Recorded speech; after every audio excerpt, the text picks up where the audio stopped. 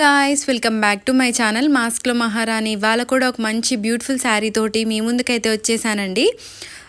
చాలా డేస్ బ్యాకే తీసుకోవాలనుకున్నాను అనమాట ఈ శారీని అయితే. బట్ అప్పుడు కాస్త ప్రైస్ ఎక్కువలో ఉన్నిందనమాట, అందుకనైతే పర్చేస్ చేయలేదు. 500 బిలోలోనే ఈ శారీని అయితే పర్చేస్ చేశాను. ఇందులో చాలా కలర్స్ ఆప్షనే ఉన్నాయి.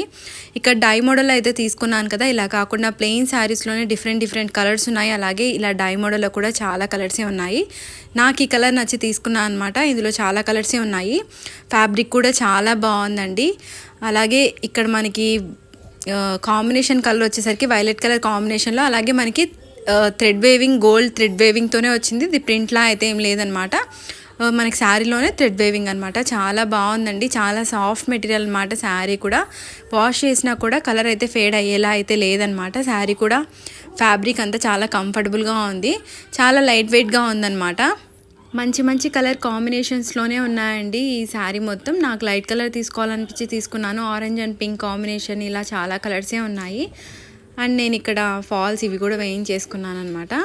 అండ్ ఆల్ ఓవర్ శారీ అయితే ఇలా ఉంది. అండ్ మనం బ్లౌజ్ పీస్ చూసుకున్నట్టయితే ఇక్కడ వైలెట్ కలర్ ఉంది కదండి, ఆ వైలెట్ కలర్లోనే మనకి బ్లౌజ్ అనేది ఇచ్చారనమాట.